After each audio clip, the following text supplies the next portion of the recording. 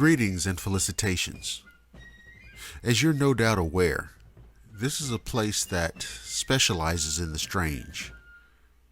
Case in point, the American Revolution, beating drums, Yankee Doodle, Minutemen, redcoats and all.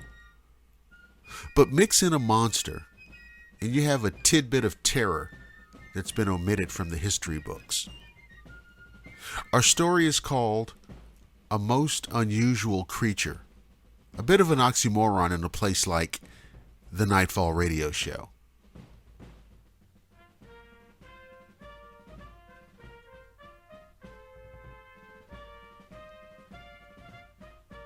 A Continental Soldier's Diary, October 1775.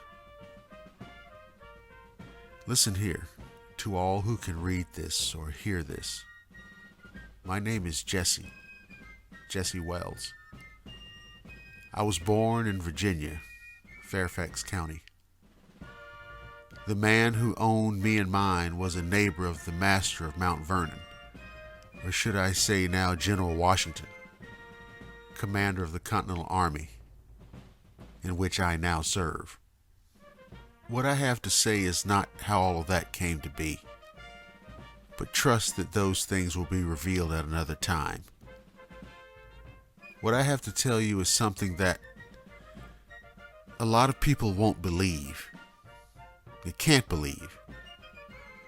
It doesn't make even any kind of sense to me either, except that I saw it.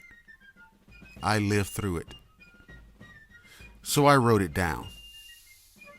Maybe 10, 20, even 100 years from now, people will think I'm crazy. But I'm not. I'm not.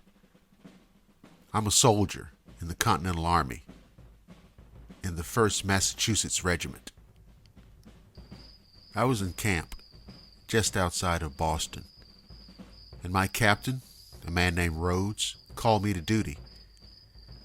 He said that a number of local farmers were complaining that they lost sheep and goats and cows. They'd been torn and ripped apart and eaten down to the bone.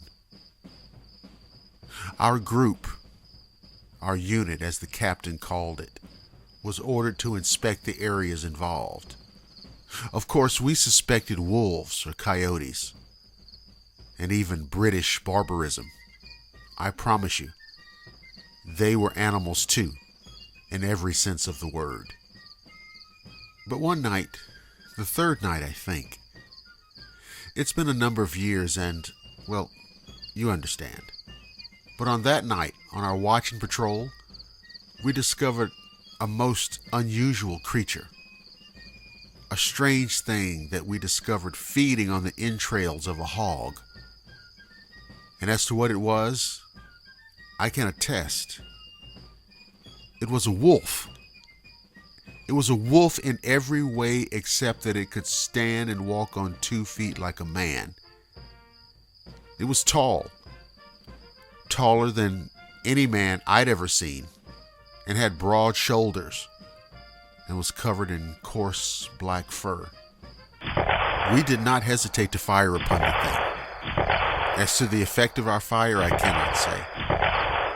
Its yellowish orange eyes flared as it received our fire.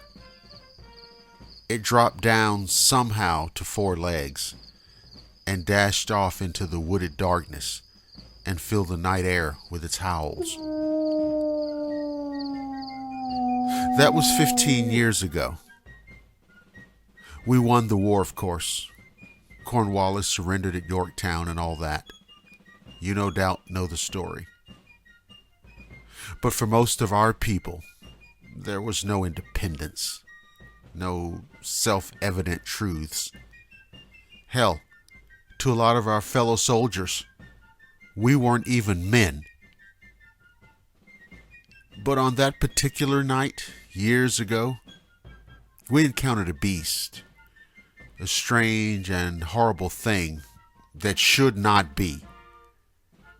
And I must say that from time to time, it haunts my dreams.